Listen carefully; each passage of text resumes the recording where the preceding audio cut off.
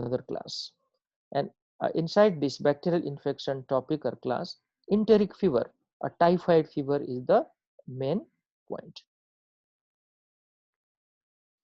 Now, before I go and discuss about the typhoid fever or enteric fever, what are those bacteria which commonly affect the human being? So let's talk about that. Now, there are multiple classification we can follow.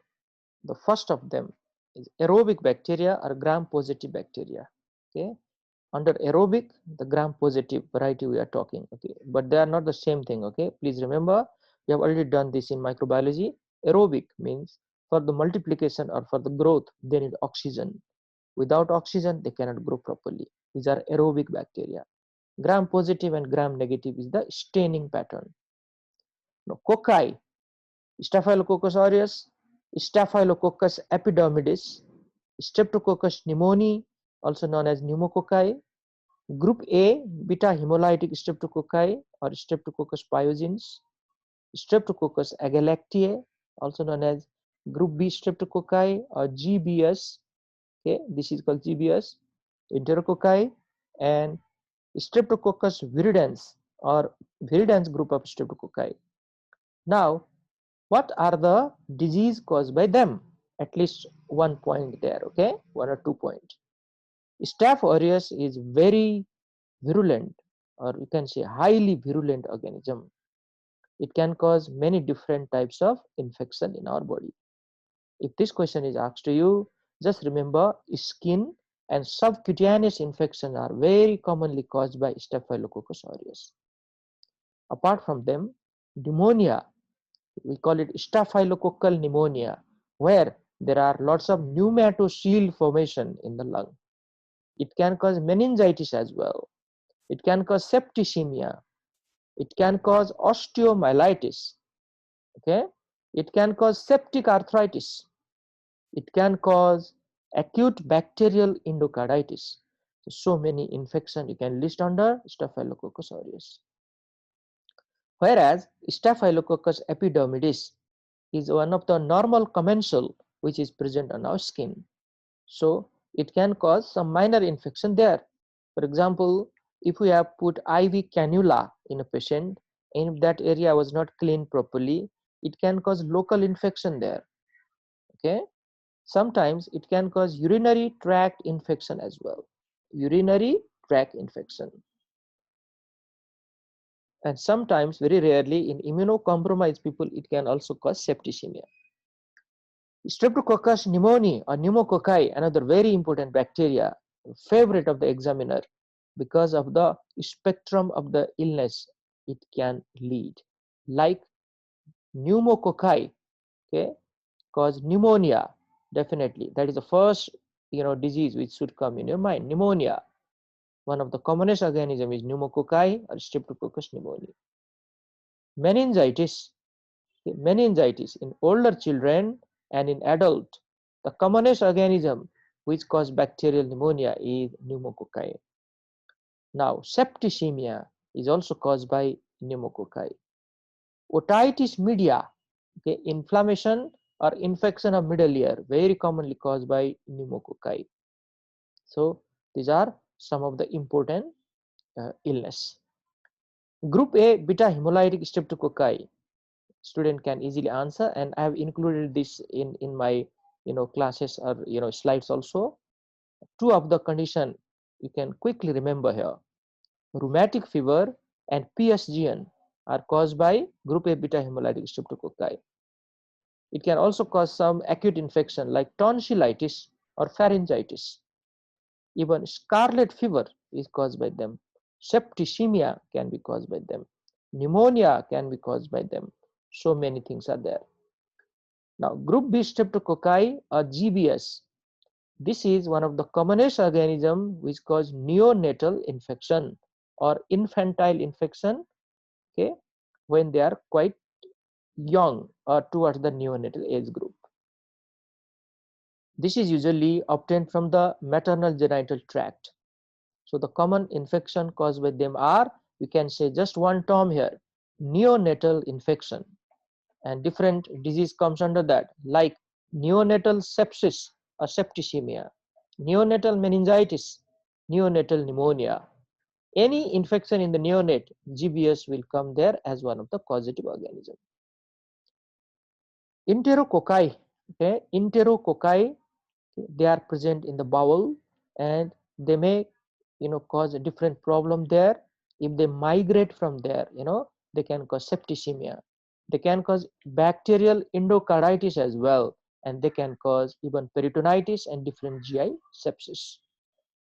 Streptococcus viridans, Streptococcus viridans. Remember the disease, bacterial endocarditis. They are the most common causative agent of bacterial endocarditis because subacute type of endocarditis is more common than acute variety, and they lead to subacute bacterial endocarditis. Viridans group of streptococci. Regarding the bacilli now, Listeria monocytogenes, Corynebacterium diphtheriae, Bacillus anthracis, and Bacillus cereus. Okay, so these are the bacilli. These are gram-positive bacilli. So Listeria monocytogenes again can easily cause neonatal infection as well as infection in very older age group, or you can say these bacteria easily cause infection in immunocompromised people. Listeria, it can cause septicemia. Okay, all the infection whatever you can list in neonate. Corynebacterium diphtheriae causes diphtheria disease. Diphtheria. Bacillus anthracis causes anthrax. Anthrax. Anthrax is a disease which mainly affects skin. Okay, which mainly affects skin. Sometimes even lungs are affected. And Bacillus cereus causes food poisoning. This is one of the commonest agent which cause food poisoning, and one of the important line I'm going to tell about this now is it usually causes food poisoning if we reheat the rice. Okay, rice is very commonly contaminated with the spores of Bacillus cereus. If we reheat or rewarm the rice and eat that again, probably those spores, okay, uh, those vegetative form would come out of the spore and then can cause the problem. Now let's move on. These are the aerobic bacteria which falls under gram negative variety now. Gram negative aerobic bacteria. Regarding the cocci, we have Neisseria gonorrhoeae, Neisseria meningitidis, Moraxella catarrhalis, and Bordetella pertussis. Bordetella pertussis is a type of coccobacilli. Sometimes it is written on the side of bacilli also. Okay, don't get confused. Now, Neisseria gonorrhoeae is the causative agent of gonorrhea. It's also known as gonococci. It is a sexually transmitted disease, gonorrhea. It can affect male as well as female. In male, there is purulent discharge from the urethra. Purulent discharge from the urethra, and all the symptoms of urinary tract infection would be there, like burning urination and everything. In female, it can cause discharge from the vagina. So this is Neisseria gonorrhoeae. Neisseria meningitidis is even more important question for you in the exam. It can commonly lead to two important problems. One is called meningococcemia, which is a septicemic stage of meningococcal infection. This is a very serious problem. Within 24 hours, this patient may develop septic shock. Within 24 hours, it doesn't take long time at all. Septic shock may be produced within 24 hours. And at the same time, this bacteria may also damage both adrenal gland. This is called Waterhouse-Friderichsen syndrome. It is one of the part of meningococcemia. It also leads to bacterial meningitis. Okay, that is called meningococcal meningitis. So very important organism from the exam point of view. Moraxella catarrhalis usually causes respiratory tract infection. Respiratory tract infection. Remember COPD. Okay, in COPD there is time and again, exacerbation, even in case of bronchiectasis. So one of the common organism which cause this type of exacerbation are Moraxella catarrhalis and other respiratory pathogen. Bordetella pertussis causes whooping cough. Okay, this is the causative organism for whooping cough. Okay, whooping cough is also known as 100 days cough.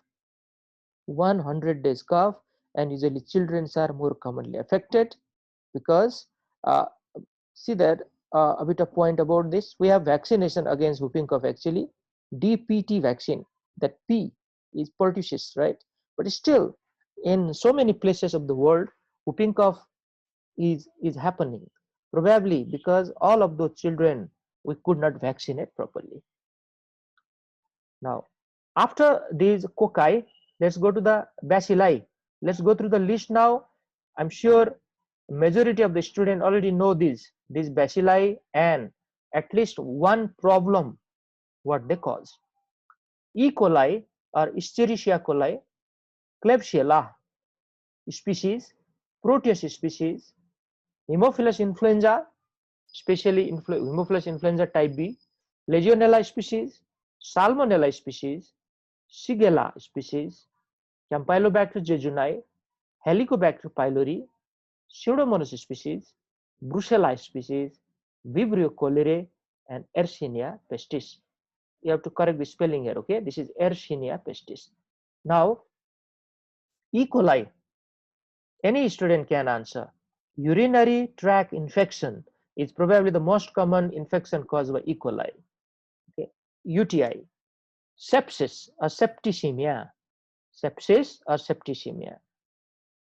In case of neonate, it can cause neonatal infection very commonly, like neonatal pneumonia, neonatal meningitis, neonatal sepsis. And there are different types of E. coli actually, like enterohemorrhagic E. coli, enterotoxigenic E. coli, enteropathogenic E. coli, enteroaggregative E. coli, isn't it? So you can mention some 1 points for each of them.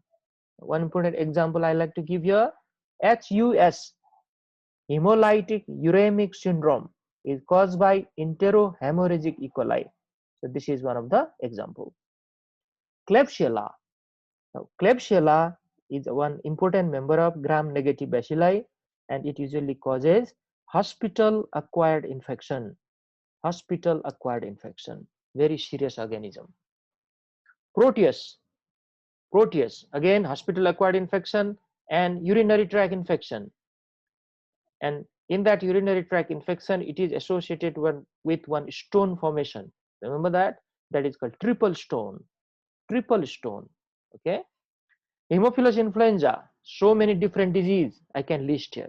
Very common pathogen, especially Haemophilus influenza type B, like septicemia, pneumonia, meningitis, epiglottitis.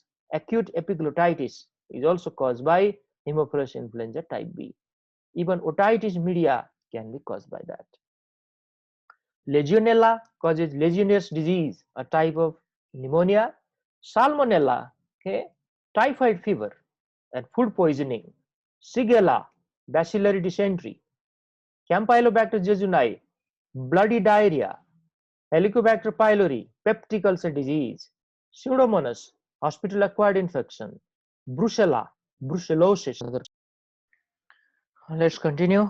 We are talking about what are those bacteria that affect or infect human being, and among the bacilli group we are talking about some of the important bacteria.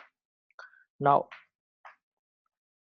Helicobacter pylori leads to peptic ulcer disease. Okay, peptic ulcer disease, both duodenal as well as gastric ulcer can be caused by H. pylori.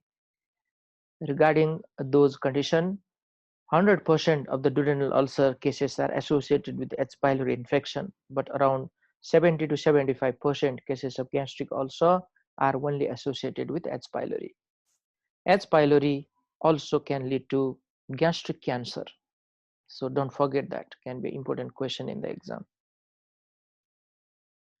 Pseudomonas is a very important, okay, bacteria regarding hospital acquired infection, hospital acquired or very resistant type of infection in the hospital.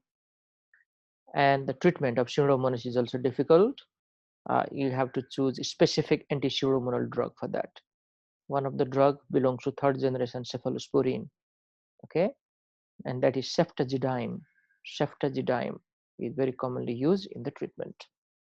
Brucella, brucellosis is a type of zoonotic infection, mainly, infected to human being through goat. Vibrio cholerae causes cholera. Cholera is acute diarrhea. Acute diarrhea, this is a severe type of acute diarrhea where rice water type of stool will be passed, and within very short period of time the person can develop hypovolemic shock. Yersinia pestis. Yersinia pestis is the causative organism for plague. Okay, the illness called plague. There are different types of plague like bubonic plague, pneumonic plague, and septicemic plague. Bubonic plague means it forms bubo. Bubo means enlarged lymph node. Pneumonic plague causes a disease just like pneumonia. This is highly contagious. And septicemic plague leads to septicemia. So these are important point.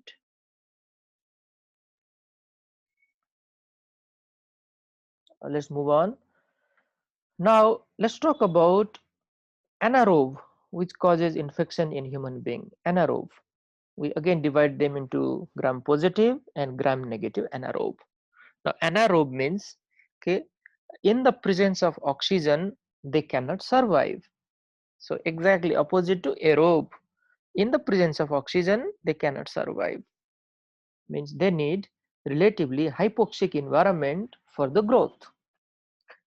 So among the gram positive one we have peptococci, Streptococci, okay, actinomyces species, and all the clostridium like Clostridium perfringens, Clostridium difficile, Clostridium botulinum, and Clostridium tetani.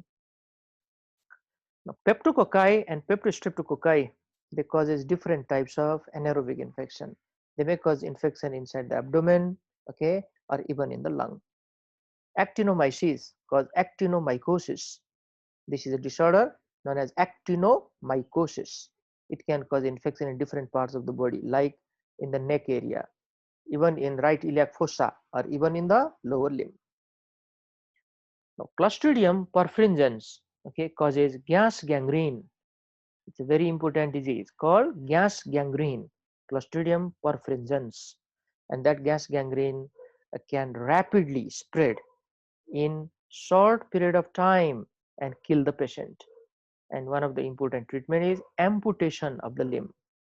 But along with amputation we can use certain other modality of treatment also, like antitoxin therapy, antibiotic therapy, and hyperbaric oxygen therapy. Remember, these are anaerobe. If we give high, okay, concentration oxygen under pressure, that just kill those bacteria. So this is one of the option in the treatment. Gas gangrene. Clostridium difficile.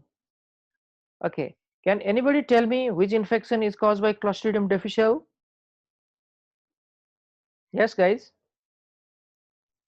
So antibiotic Yes, yes. associated colitis. Pseudomembranous colitis.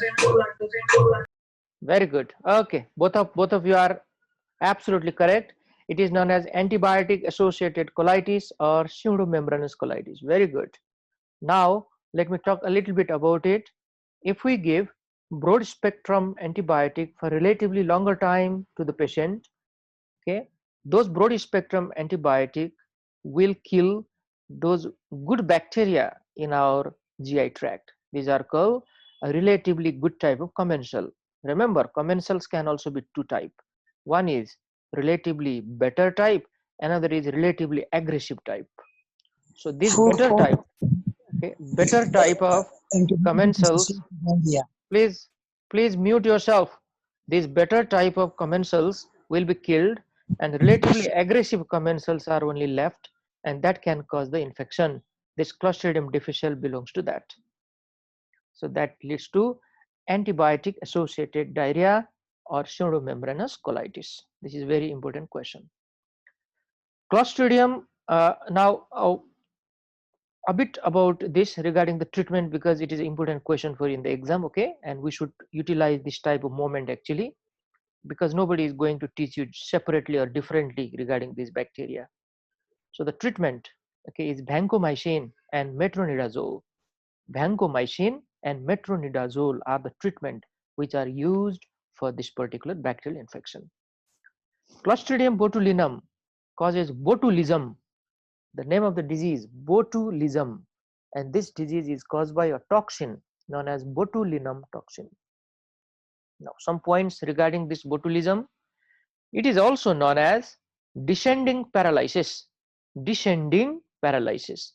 So, if we ingest this botulinum toxin, then what happens? The head and neck area or the cranial nerves would be affected in the beginning, and that is followed by, okay, that is followed by the lower parts of the body. It can lead to breathing difficulty as well. It can lead to swallowing difficulty. All of those clinical features would be there. Okay, serious condition. Botulism, Clostridium botulinum toxin, and mechanism of action. I'm sure you know this. You have studied this in a different topic or different subject probably.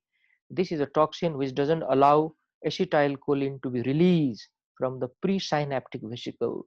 Without acetylcholine in the neuromuscular junction or synaptic junction, okay, there is no transmission of the signal.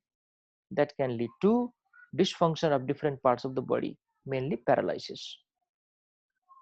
Clostridium tetani is the causative agent of disease known as tetanus. Tetanus is a disease where muscle spasm develop in different part of the body.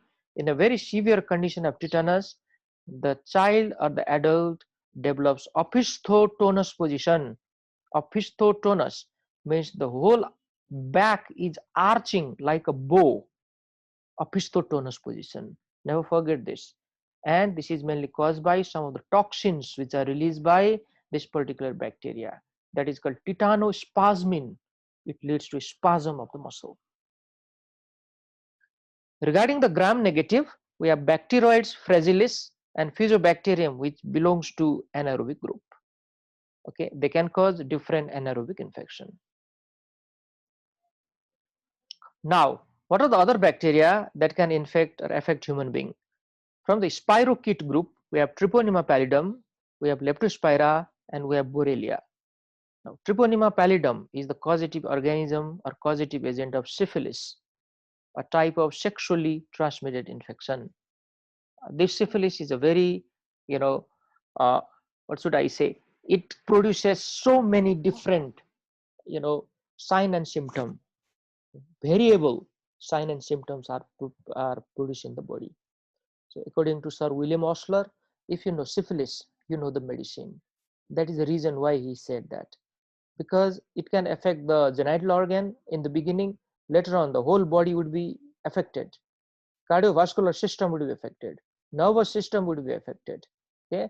Skin, mucous membrane, internal organ, most of the body part are affected by syphilis. Diagnosis is done by two types of tests, non-treponemal test and treponemal test. The non-treponemal tests are called VDRL and RPR, and the treponemal tests are specific like FTA absorption test and Treponema pallidum heme agglutination assay. Leptospira causes a disease known as leptospirosis. Leptospirosis. It can also damage different organs of our body like kidney. Kidney are mainly affected in leptospirosis. Okay, even the heart and central nervous system can be involved. Borrelia, okay, Borrelia, Lyme disease. Borrelia burgdorferi causes Lyme disease. Okay, a type of infection which again involves different body parts. Some others are Mycobacterium species like typical Mycobacterium tuberculosis and atypical Mycobacteria, Mycoplasma pneumoniae, okay, which causes atypical pneumonia, Ureaplasma, Ureolyticum, and Chlamydia. They can cause non-specific urethritis okay, or they can also cause sexually transmitted infection. So these are the classification of bacteria which affect the human being. Now with this introductory slides, let's move on. What are the common disease or disorders or infection caused by Staphylococcal aureus or other groups of Staphylococcal members, especially Staphylococcus aureus? They are localized skin infection. Now let me go a bit slowly here. These are localized skin infection. Stye and other small superficial abscess in sweat or sebaceous gland. Now stye means infection of, okay, eyelashes which are present on the eyelid. If there is infection of those eyelashes, we call it stye. It's a painful condition. It leads to swelling of the eyelid, okay, and a small pus point may also be there. This is caused by Staphylococcus aureus. Subcutaneous abscess or boils around the foreign body, or even around the hair follicle, these boils can be formed. Boils are also known as furuncle or boils. Large deep infection known as carbuncle can also be caused by Staph aureus. A little bit knowledge for you: multiple boil or furuncle, they fuse with each other and form carbuncle. So this is the meaning. This carbuncle is very commonly found in the lower limb and on the back of the neck. Carbuncle, very serious condition. Regarding the diffuse skin infection, impetigo, especially bullous type of impetigo, where there is large bulla formation, is caused by Staphylococcus aureus.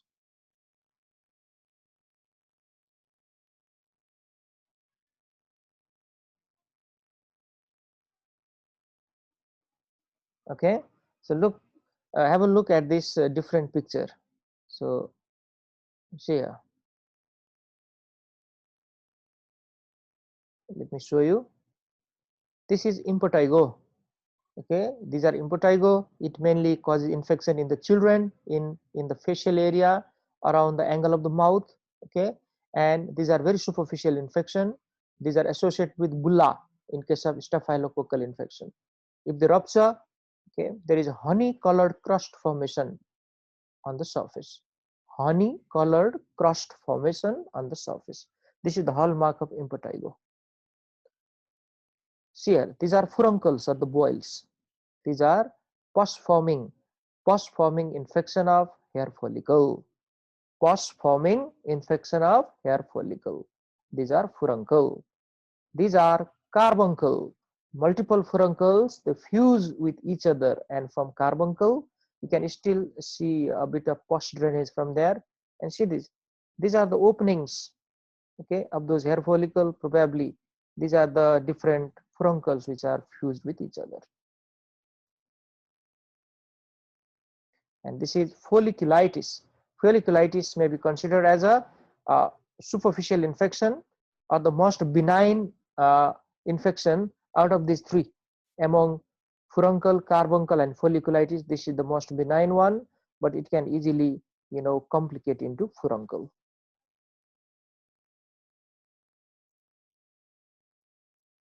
Now, what are the other infection caused by Staphylococcus aureus? There may be deep localized infection in the body like acute and chronic osteomyelitis and septic arthritis. Now osteomyelitis is the infection of the bone. Bone marrow is also involved here, and septic arthritis is mainly infection of the synovial joint. There is pus formation inside the synovial joint.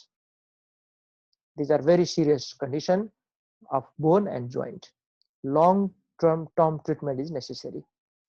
Other infections in the body: acute infective endocarditis, septicemia, and necrotizing pneumonia. I have already listed them.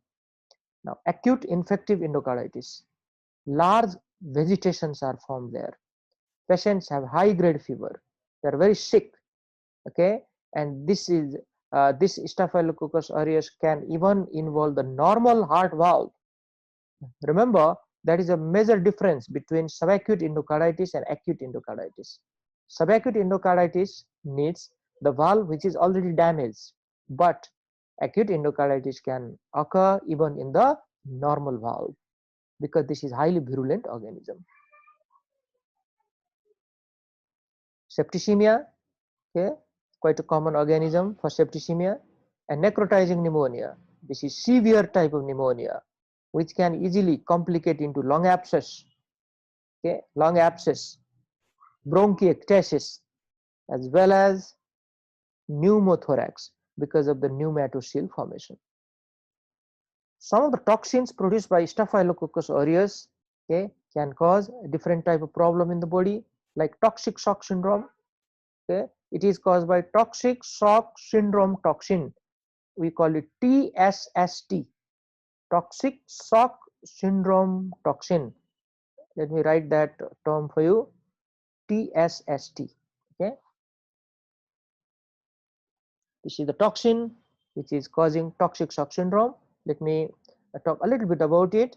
In some areas of the body, there are there are Staphylococcus aureus which are growing. They are producing the toxin. That toxin is absorbed in the blood and can lead to manifestation. Now, one of the common source is the menstruating girl or women. Okay, if they use tampon which are contaminated with this Staphylococcus aureus, that is one of the way to have toxic shock syndrome in them. Another, any other area where Staphylococcus aureus is growing or multiplying, then also this type of condition can happen. The name itself suggests it is a condition where blood pressure will be very low. This is a shock.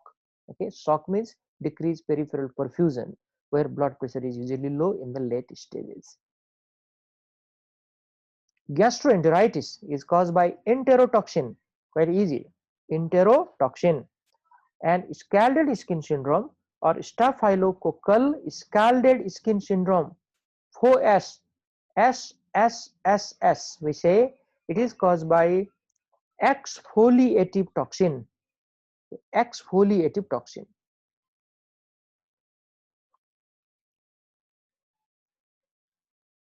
Exfoliative toxin, also known as epidermolytic toxin, epidermolytic toxin.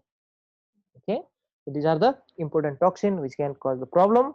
And staphylococcal scalded skin syndrome, in this condition there is extensive loss of the superficial skin and there is denudation of the skin, from where a lot of fluid can be lost from the body, and even it can attract other secondary type of infection. It is very common in the children.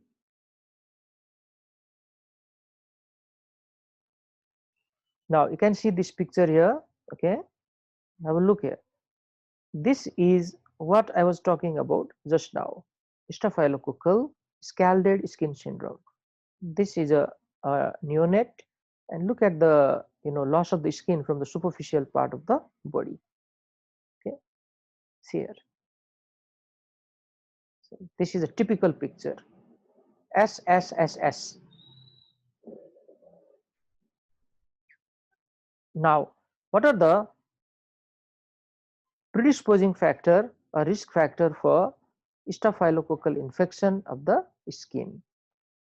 Now, which are those people who usually get this type of infection? Diabetes. Okay, diabetes mellitus is one of the commonest predisposing factor for skin and soft tissue infection, and people with diabetes repeatedly have this type of infection repeatedly. Probably the chance of healing in them is also poor, and they are having repeated infection as well. This is because of immunosuppressive status.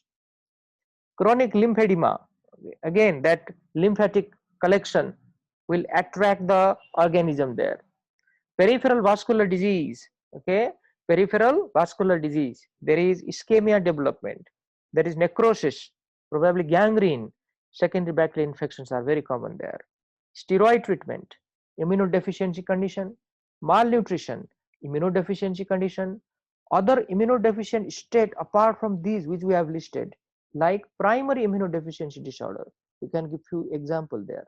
Wiskott-Aldrich syndrome, Bruton agammaglobulinemia, CIVD, common variable immunodeficiency disorder. Okay, then severe combined immunodeficiency disorder, different things are there. Nasal carriers of Staphylococcus aureus. There are some people who carry a lot of Staphylococcus aureus in the nose. They can simply act like a source of infection. So these are some of the important points. From the Viva point of view, these are important questions for you. Now let's move on to the streptococcal infection. What are these infections caused by streptococci? Now, Streptococcus pyogenes causes the following infection. Now, have a look here. These are skin and soft tissue infection again. Staph aureus and streptopyogenes are the commonest pus-forming bacteria which cause skin and soft tissue infection. These may be erysipelas, impetigo, and necrotizing fasciitis. Now, a little bit point about them because some of these may be the new term for you. Okay, listen carefully. Erysipelas is relatively deeper infection than impetigo. This erysipelas involved lower part of the epidermis and superficial part of the dermis of the skin. So there are lymphatic channel in the superficial part of the dermis. So when these lymphatic channels are affected, there will be slight edema formation. So this erysipelas is raised from the surface. It has sharply demarcated border, and it looks quite red. So red, edematous swelling, and sharply demarcated border. These are the hallmark of erysipelas, usually caused by group A beta hemolytic streptococci or Streptococcus pyogenes. Whereas impetigo is very superficial infection of the epidermis. Superficial layer of the epidermis are involved. Impetigo, it is of two types, bullous impetigo and non-bullous impetigo. Now bullous means formation of bulla. Bulla means big type of cyst, very thin wall. It can rupture easily. And non-bullous means there are no bulla formation. Necrotizing fasciitis is a very serious infection, where there is rapid spread of the infection. Along with that, there is death of the tissue, rapid death of the tissue. This mainly occurs in the lower limb, probably around the thigh or the calf area. And treatment should be very, very rapid and vigorous. Good dose of antibiotics should be given. That tissue should be extensively debrided from there. Debridement, we say, removal of dead and devitalized tissue. It's called debridement. And very, very rarely, if you want to save the life of the patient, sometimes even amputation may be required. But we hope that that condition will never come, because amputation, we all know what amputation is about, isn't it? We are going to remove that part of the limb. Streptococcal toxic shock syndrome, a bit similar to staphylococcal toxic shock syndrome, but the bacteria is different. Bone and joint infection can be caused by Streptococcus pyogenes. Tonsillitis, this is called membranous tonsillitis or follicular tonsillitis, very commonly caused by group A beta hemolytic streptococci. Puerperal sepsis in case of, in case of female who has just given birth to the baby. Scarlet fever, very important disease. And scarlet fever, I have already talked about this in my previous classes also. Wherever the opportunity comes, I always discuss few of the points here. Strawberry tongue,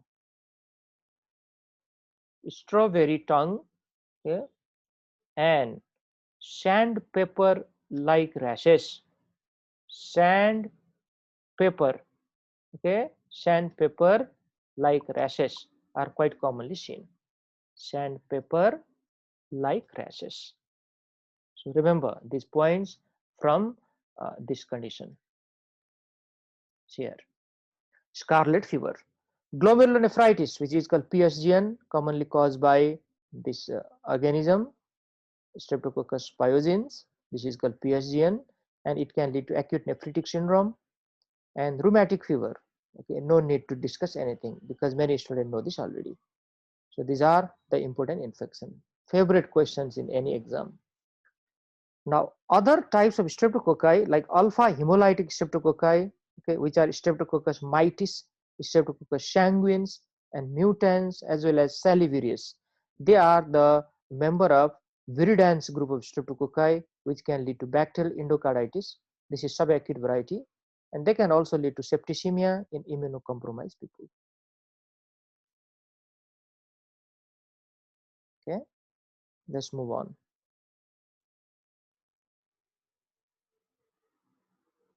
Now, see here. This is necrotizing fasciitis. Necrotizing fasciitis. Now, what can you see here? See here, this is already black in color. So probably it is already, gangrenous here, dead and devitalized tissue. This is rapidly spread. Okay, it has rapidly spread to the whole thigh. So probably I need to do extensive debridement of this area. Then only this patient can survive. Otherwise, rapid spread of the infection can kill the patient because of septicemia. This is called impetigo. Impetigo, honey colored crusting is the hallmark of impetigo, very superficial infection of the skin, very common in children.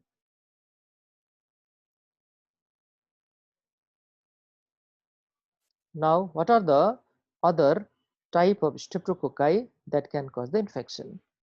Group B streptococci causes neonatal infection. You already know that. Okay, neonatal infection. Any type of neonatal infection you can write here, like pneumonia, like septicemia, okay, like meningitis, any type. Even female pelvic infection can be caused by group B streptococci. Actually, these are the organisms which are present in the genital tract of the mother. So naturally, it can cause infection there as well.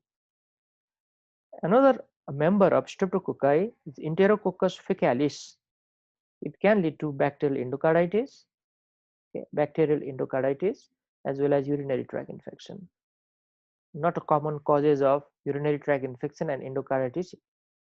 Okay, it is a rare type of organism. Other are anaerobic streptococci. Anaerobic, like Peptostreptococcus and Peptococcus family, they cause peritonitis, dental infection, liver abscess, and even pelvic inflammatory disease. Now, just one sentence you remember here, any type of infection which is caused by anaerobe, Peptostreptococcus may be involved there. Peritonitis may be caused by rupture of the viscera, like perforation of the GI tract, very common cause. And these are present inside the bowel. So very easily they can lead to peritonitis. They can lead to dental infection or oral infection. Different types of oral infections can be caused by them. Liver abscess as well as pelvic inflammatory disease. So these are the multiple or different types of infection caused by streptococci. Now let's move on. Let's talk about enteric fever now. This topic is all about enteric fever. Actually, if any question comes in your exam, this is from enteric fever. Now let's talk about it. The causative organism is Salmonella typhi and Salmonella paratyphi, because this is a combination term, enteric fever. So it is an acute systemic illness which is characterized by fever, headache, and abdominal discomfort. Fever is the most important feature here, but apart from fever, headache and abdominal pain or discomfort are also seen. Typhoid, the typical form of enteric fever, is caused by Salmonella typhi, and a similar type of illness which is slightly less severe than typhoid fever is called paratyphoid fever, and that is caused by Salmonella paratyphi A, B, or C. So remember the causative organisms. Now, regarding the natural host and reservoir of enteric fever, human being is the only natural host for Salmonella typhi, and the mode of transmission or modality of transmission is contaminated food or water. So this is food or water, you know, uh, like for example, if they are contaminated, or if the person is having, person has hygienic problem in the family, then this disease is very common. What is the pathogenesis of enteric fever? Pathogenesis. The incubation period, okay, is the first thing we need to know in pathogenesis. It is 10 to 14 days. So 10 to 14 days. You can simply say 1 to 2 weeks. Now, what is happening in the beginning? The person should take that contaminated food and water. Then only typhoid fever can occur. Now, let's talk a little bit practical things here. Okay, the place where we belong to, right, or the place where we are residing these days, we are from the developing world. Now, these places are endemic for typhoid fever. Endemic. Typhoid fever is here all the time and again there will be epidemic as well. So whatever water we drink, wherever, that water should be clean, that water should be drinkable. That means there should not be any contamination by this type of organism. Very, very important point. If you are in doubt, please, you know uh, consume that water which is properly boiled, as well as those mineral water also are fine. Now, all pathogenic Salmonella species, when present in the gut or intestine, are engulfed by phagocytic cell, which then pass them through the mucosa and present them to the macrophage present in the lamina propria. After that, what happens?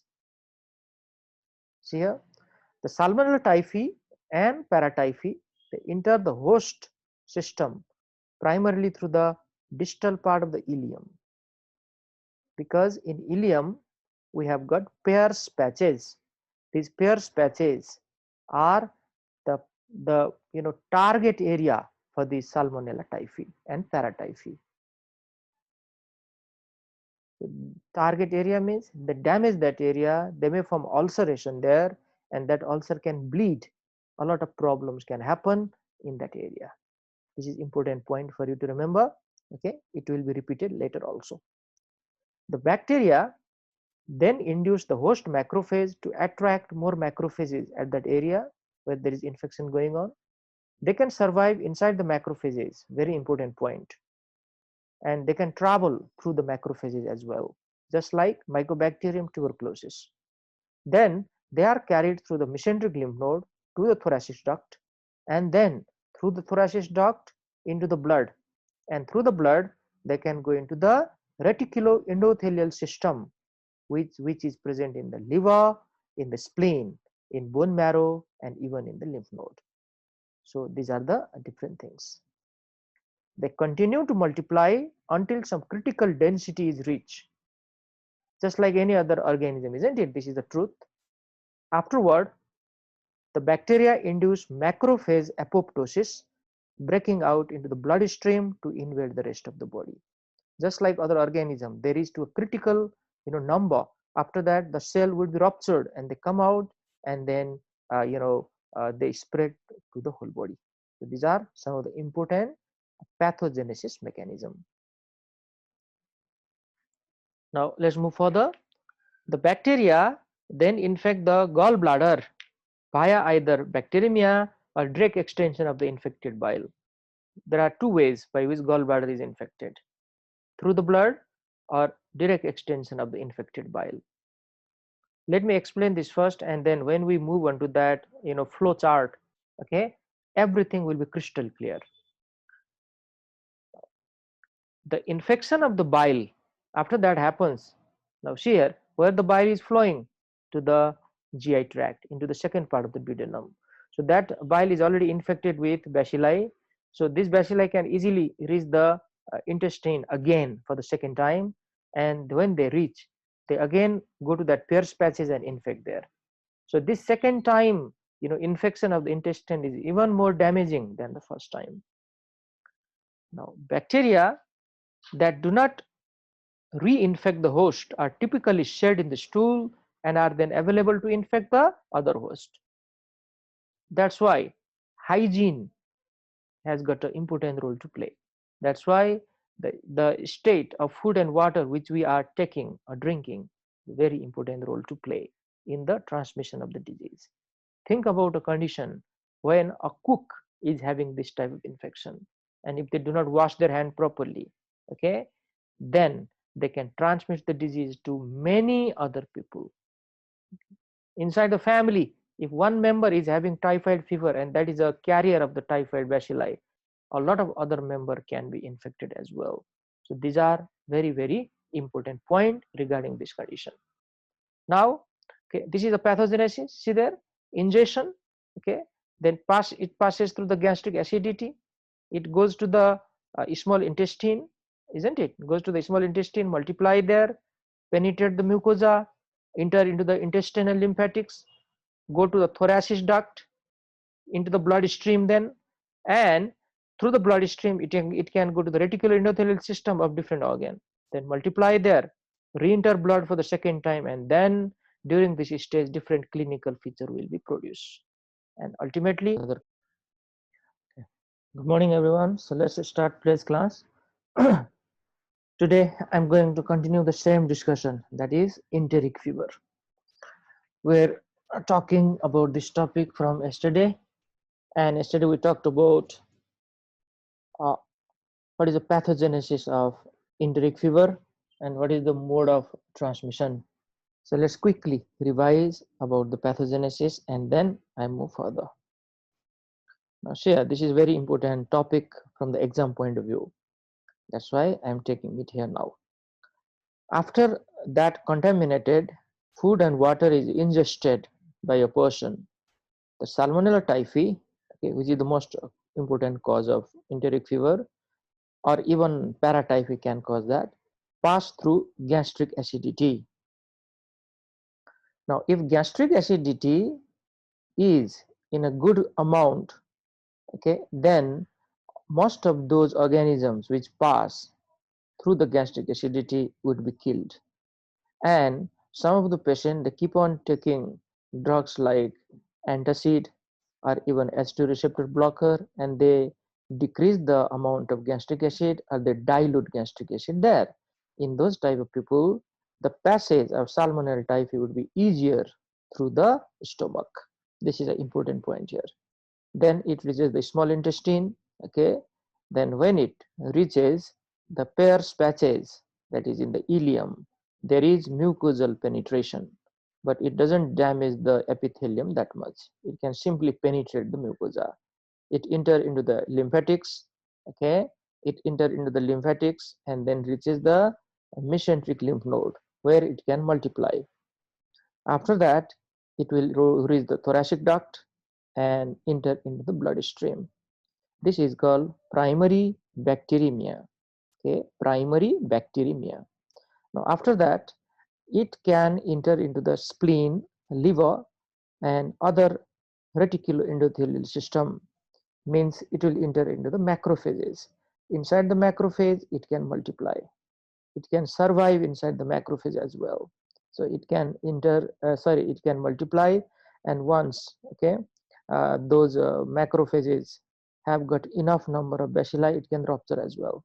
So what happens now, through that it can re-enter the blood again. It can re-enter the blood again. This is called secondary bacteremia, and during this phase the clinical features of typhoid fever occur. Remember this is a very important point. The clinical features of typhoid fever occur at this phase. Now, when they re-enter the blood, okay, they can reach everywhere at this time.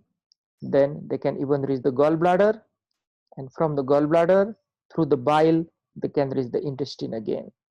And those Peyer's patches would be infected for the second time, and there is a high chance of ulcer formation during the second time now. So this is pathogenesis of enteric fever. So there are two stages of bacteremia, okay, primary and secondary. In secondary stage of bacteremia, there is clinical features. Now, what are those clinical features? Here, classically, the typhoid fever is divided into 4 stages. Each stage lasts approximately 1 week. These are Okay, first stage, second stage, third stage, or fourth stage, or you can also call it, okay, uh, first week, second week, third week, and fourth week. Now let's analyze individually about each of the week. In the first week, the temperature, okay, starts, the fever starts, and the temperature gradually rises. Okay, temperature gradually rises. This is called step ladder pattern of the temperature rise. Step ladder pattern. Let me write it here. It is called step ladder pattern. Means it is keep on increasing. Step ladder pattern. Keep on increasing. At the same time, there is relative bradycardia in the patient. Now, what do you mean by that? You have already studied one important, clinical correlation, a relation between fever and heart rate. Okay, if fever is increased by 1 degree centigrade, the heart rate increased by 10 beat per minute. But if that doesn't happen, if temperature is already high but heart rate is not high according to that relation, it is known as relative bradycardia. It is known as relative bradycardia. Now, what will happen in this phase?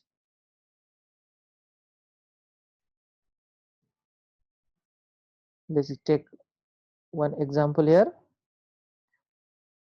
For example, the temperature is already 40 degrees centigrade, but the pulse rate is just 100. This is a perfect scenario of relative bradycardia, and we do not exactly know why this relative bradycardia occur, but probably, okay, probably there are certain theories for that.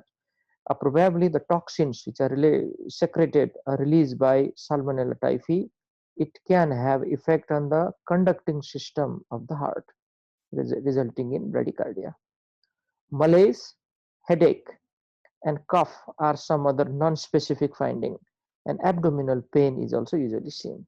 So the most important point here is temperature, which is gradually rising with relative bradycardia. There is leukopenia and relative lymphocytosis if we do CBC. Now, leukopenia is another important feature of typhoid fever. And if we do the differential count, there will be relative lymphocytosis. Blood cultures are always done in the first week, and they are usually positive for Salmonella typhi or paratyphi. So if somebody asks you what is the investigation of choice during the first week of typhoid fever, the answer is blood culture. And there is a high chance of positivity. But remember, the antibody is still not formed. So the classical Widal test is negative in the first week. Widal test is about antibody. So that Widal test would be negative in the first week. So this is the common mistake done by many doctors. So when the patient comes to the hospital and they ask the history, patient says, I have fever for only 4 days or 5 days, and they order Widal test. That is the wrong thing, isn't it? Because Widal test is still would not be positive because the antibody secretion is not complete.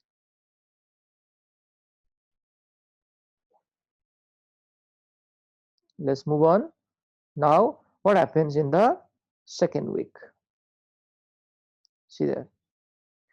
In the second week, the fever becomes high grade. Okay, this is high grade fever. It may reach around 40 degrees centigrade, and bradycardia is already started from the first week, so it will continue.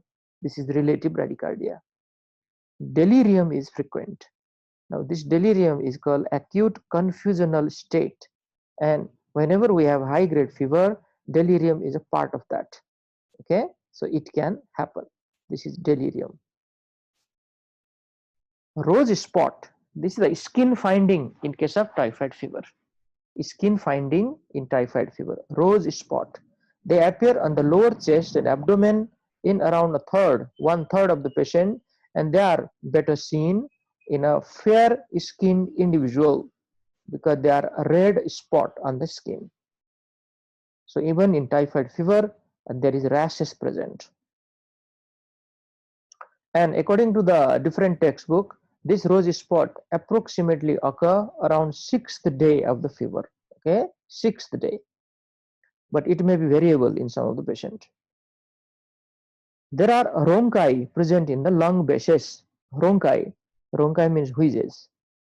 Diarrhea can occur in this stage, and those diarrheas, the frequency of that diarrhea would be 6 to 8 stools in a day, and it has green color with a characteristic smell which is comparable to pea soup. So it is also known as pea soup appearance. These are important point from the exam point of view. Pea soup appearance.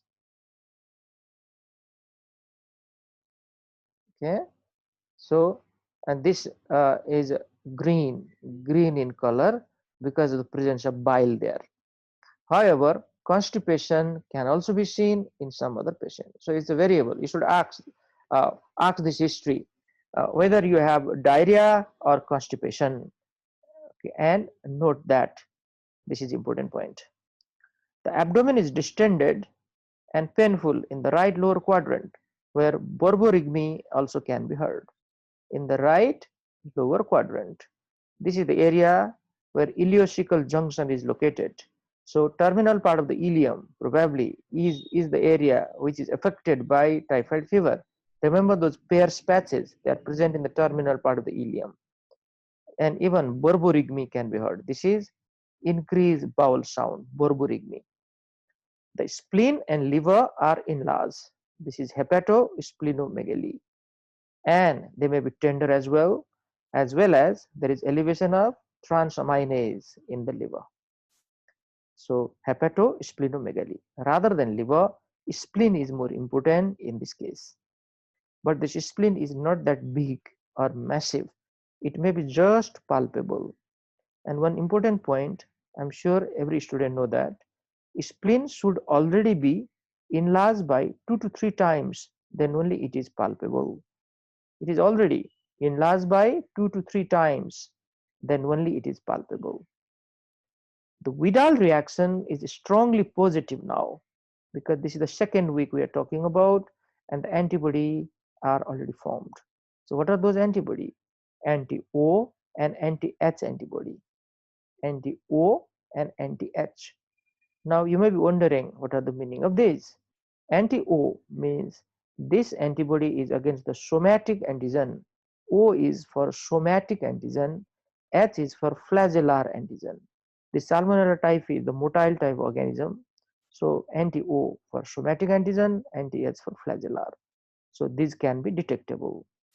And if we do blood culture, they are still positive at this stage. But in the second week, we usually do not go for blood culture because the positivity rate is decreased. In the second week, we go for Vidal test.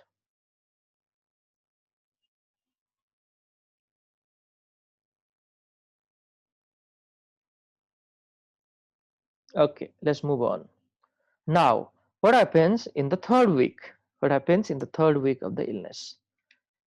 In third week of typhoid fever, we call it week of complication. So number of complications can occur. And the important two complications are intestinal hemorrhage and intestinal perforation. Intestinal hemorrhage and intestinal perforation. Never forget that. This intestinal hemorrhage occurs mainly from the ileal area because Pear's patches are the target site for the Salmonella typhi. So bleeding can occur from the congested Pear's patches. Now, what type of bleeding it would be, isn't it? Uh, Remember, is it upper GI bleeding or lower GI bleeding? Yes, who can answer that? Which type of bleeding is this? Lower GI bleeding, sir. Exactly, this is lower GI bleeding, of course, because it is lower to the, Fresh bleeding. exactly, it is lower to the ligament of trees, and ligament of trees is present in the duodenojejunal flexor. So naturally, it is lower GI bleeding. So whatever blood comes out in the stool, it looks a bit fresh and red. But it depends if this blood remains there for few days. Okay, for example, the patient is constipated. If the blood remains there for few days, then it may look a little bit dark, but this is not melena. If bleeding is excessive, then this person may develop hypovolemia and even hypovolemic shock. But usually, okay, usually they have analyzed or done researches in different things. They just, you know, you pick the, report from the different patient, different hospital, different country and analyze. They have found that the type of bleeding which occur from the intestine of this is not very serious, okay, are usually not fatal.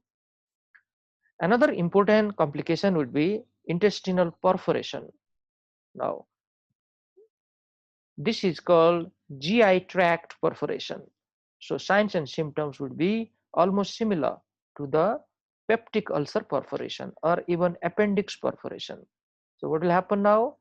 The food, whatever is there inside the ileum, may leak outside in the peritoneal cavity, and it can give rise to chemical peritonitis in the beginning, and quickly it is converted into bacterial peritonitis. This is very, very fatal infection. Within no time, it will lead to septic shock, and septic shock has very poor prognosis. Encephalitis is another one. Encephalitis in the third week. Okay, this is a week of complications, remember? So the infection may go into the brain, can result in encephalitis. And even neuropsychiatric symptoms are common in this phase, and they are known as muttering delirium. Now, if we closely observe this patient, okay, if we closely observe this patient, they pick some, unnecessary thing which is nearby to them. For example, they may pick at the bedclothes, or they may show that they are talking or playing with some imaginary object. So these all are features of delirium, acute confusional state. In this phase or in this week, metastatic abscess, cholecystitis, endocarditis, and even osteitis can occur. So metastatic abscess, cholecystitis, endocarditis, and osteitis. That means the infection is going out of the intestine to the different organ. Okay, so these are the important feature in the third week. Now the fever is still very high. That's why the delirium is there. We already talked about delirium. In any case of high grade fever or high degree fever, remember delirium can occur. By the end of third week, the fever decreases. Now the fourth week, okay, is the week uh, either the patient die or patient get better. Patient die, patient get better, or sometimes they become carrier. So this is called fourth week. So fever will already disappeared by fourth week. Okay, so these are the different possibilities. So there are 4 week in case of clinical features of typhoid fever. So if this question is asked, you need to mention all of them one after other. Now let's talk about a carrier state in case of typhoid fever. After clinical recovery, around 5 to 10% of the patient will continue to excrete Salmonella typhi for several months. So these are called, okay, convalescent carrier. They are called convalescent carrier.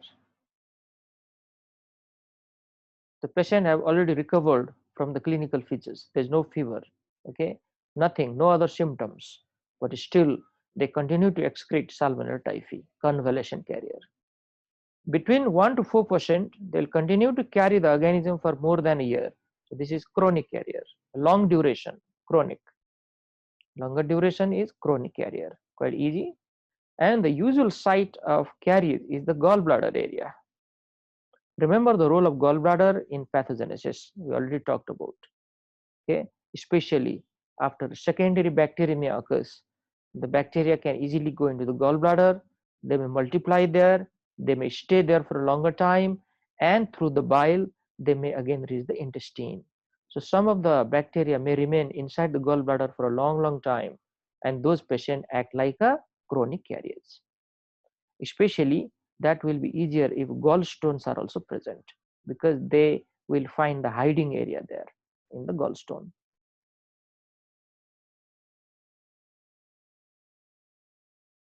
Now, after knowing this carrier state, okay, the important part of this topic, that is diagnosis of typhoid fever. So remember, diagnosis always has history taking, physical examination, and investigation. Never forget that. So some of the points you can mention from the history. So how this patient come to us for the first time when we are in the hospital or in our clinic. One patient comes with fever.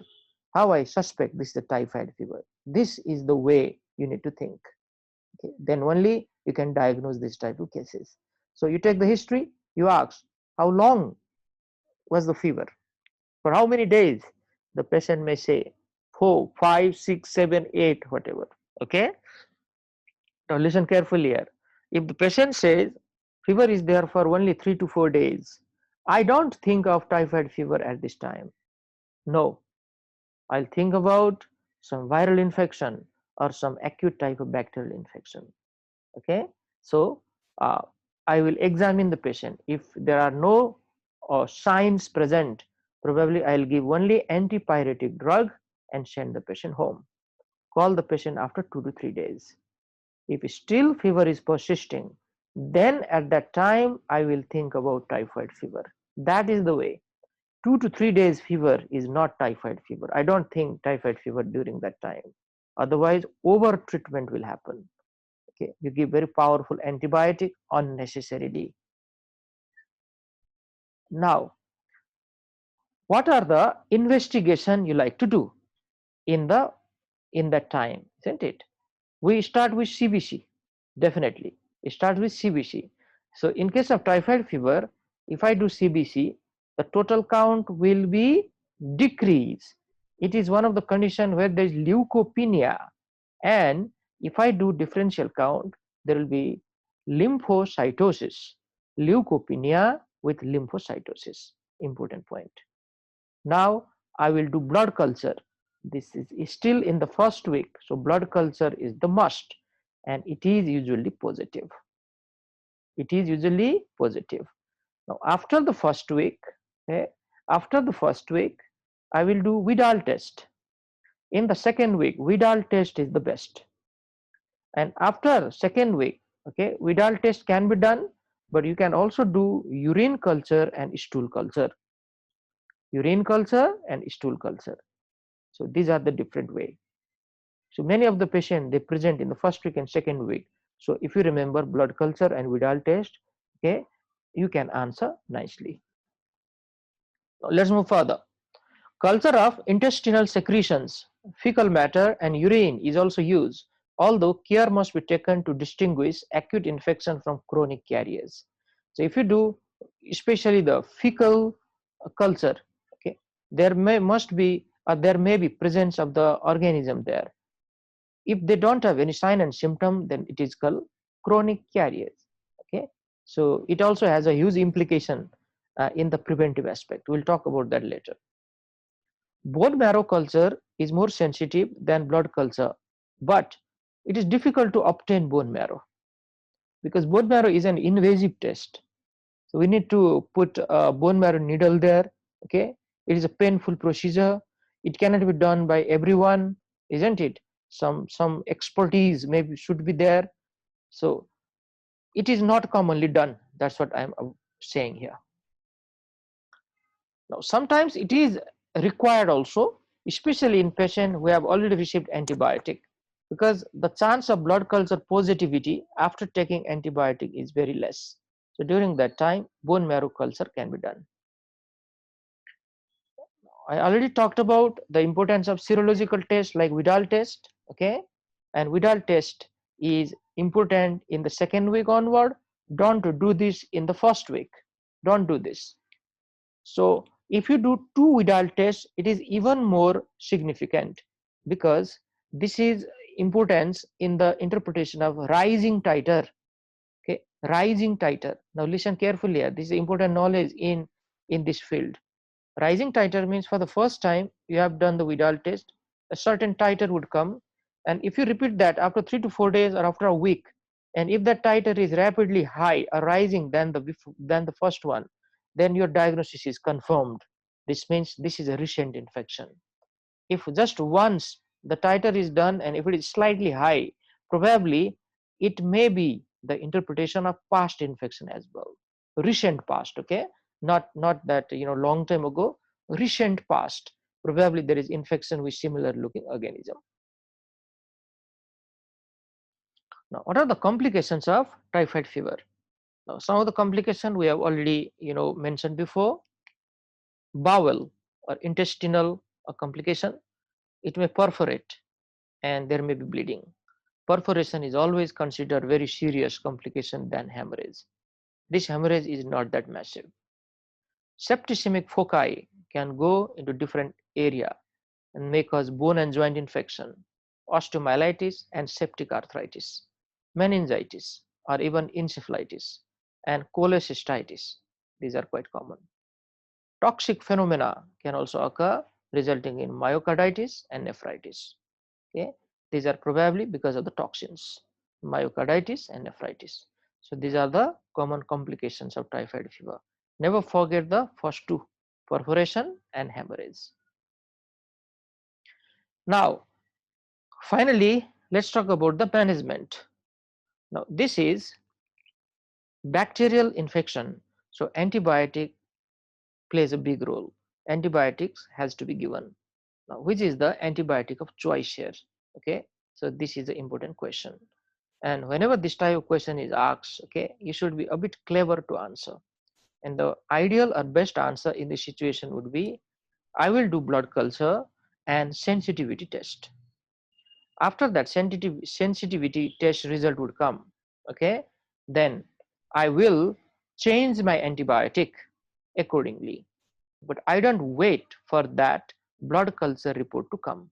Okay, when I suspect this is a case of typhoid fever, I'll start the antibiotic. Now, examiner again may ask you, like, how do you know which antibiotic to choose? And the answer is, okay, answer is because of the previous trend in the hospital, which type of antibiotic they were using. This is one of the good guide for us, and from our knowledge, isn't it? From our knowledge, which antibiotics are active, okay, against Salmonella typhi. So this is how you need to answer. This is called empirical therapy till now, because you don't know what is the sensitivity pattern. Okay, so which are those empirical therapy?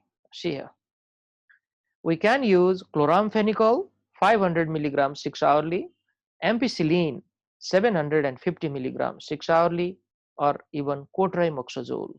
Okay, they are important therapy, but they are losing their effect due to the resistance in many areas of the world, especially South Asia and Southeast Asia. Now we are from South Asia here, so these antibiotics are not commonly used these days in our part of the world. But if your teacher asks, okay, you may take this name as well. This is not the wrong answer. These days, two antibiotics are very commonly used. They are fluoroquinolones, if I want to use orally, and okay, third generation cephalosporin, if I want to use intravenously. So fluoroquinolones remains the drug of choice in many parts of the world, but this is ever changing field. Okay, so if we say drug of choice today, after a few weeks, a few months, it may change because the resistance may appear in that area. So always things like that. Once a drug of choice may not be the drug of choice forever. So the typical fluoroquinolones are ciprofloxacin, ofloxacin, isn't it? Moxifloxacin, and those type of drugs. Extended spectrum cephalosporin, ceftriaxone and cefotaxime are useful alternative. They are very commonly used these days. They have less side effect profile, and once the patient is admitted in the hospital, we usually go for them. Azithromycin is a good alternative, especially where fluoroquinolones are resistant. Now, how long the treatment is given? Okay, how long? The treatment should be continued for 2 weeks or 14 days. 14 days. Again, it depends on the doctor. Some doctors say if you are treating with fluoroquinolone, 10 days would be enough. Okay, and if you are treating with a ceftriaxone, probably 7 days is also enough. But remember one important thing here: if I treat the patient with ceftriaxone, 7 days IV ceftriaxone, then I'll discharge that patient if patient got better, and I will give oral antibiotic for another 7 days. So total duration would be 14 days. This is how you should understand. Pyrexia or fever may persist for up to 5 days after the start of specific therapy. This is a very important practical, okay, knowledge we should have. For example, you have started therapy at the 4th day of fever. You strongly believe this is a case of typhoid fever.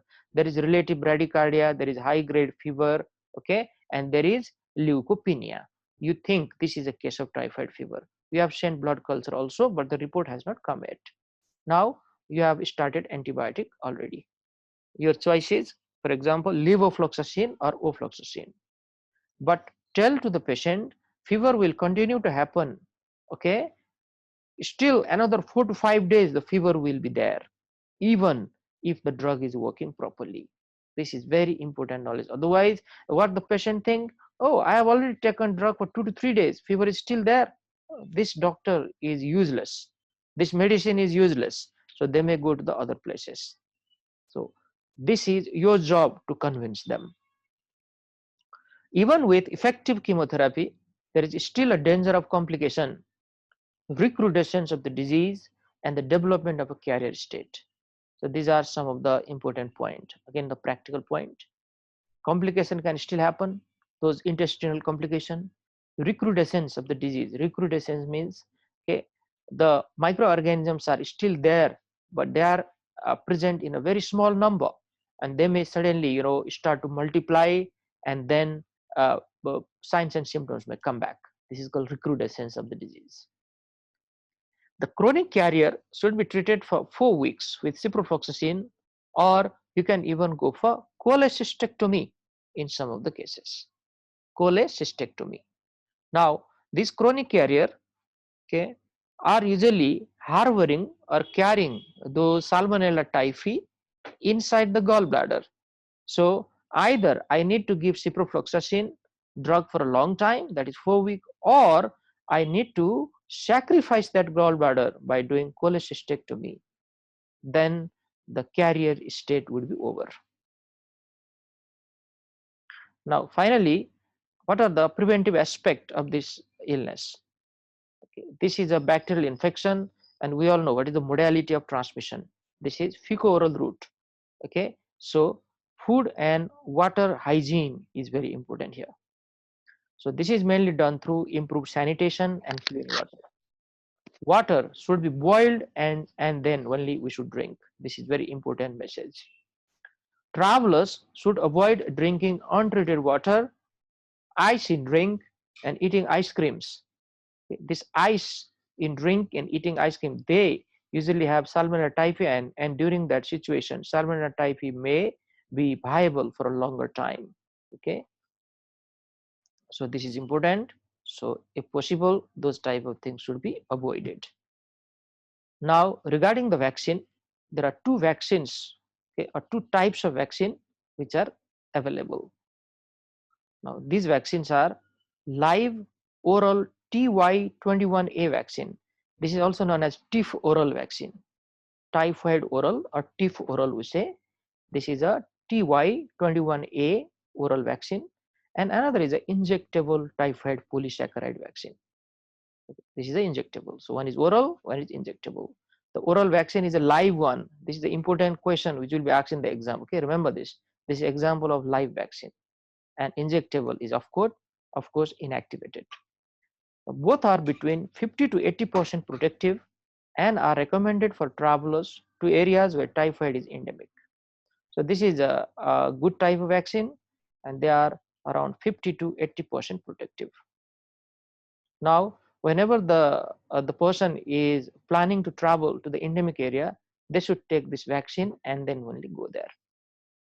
Boosters are recommended every 5 years for the oral vaccine and every 2 years for the injectable form. These are the boosters, because the vaccine doesn't give total immunity. Okay, always there is a, for example, around 90 or 92%. Okay, and when the time is passed, the level of antibody will also fall. So that is the concept of booster vaccination.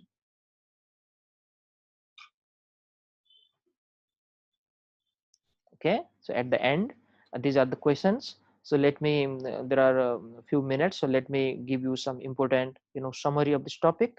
Typhoid fever is a very common illness in the developing country, mainly because of food and water hygiene issue. Number one. Number two, okay, this is a disease which affects our GI tract, and Peyer's patches are the target site for this. So they enter through the Peyer's patches into the uh, intestinal lymphatics. Through the lymphatics, okay, there is the blood. This is called primary bacteremia. Okay. Through the blood, they again reach into the reticuloendothelial system. They multiply there, and for the second time from there, there is the blood again. This is called secondary bacteremia. For the second time, the bacteremia occurs, and during this time, a lot of clinical feature would appear. High grade fever. The fever is like a step ladder pattern, increasing day by day, and this is a continuous type of fever. It never comes to the baseline. Okay, continuous fever. Along with that, even diarrhea can happen, even constipation can happen.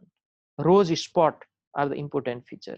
Pea soup diarrhea, there is a one term, okay, and then uh, the other features would appear one after other, like delirium. The person will be acutely confusional, so this is called delirium, delirious state in case of typhoid fever.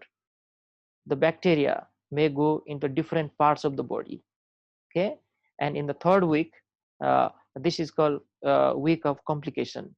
Two important points are there: intestinal hemorrhage and intestinal perforation. And apart from that, metastatic infection can occur in different organs. Okay, so these are the important points.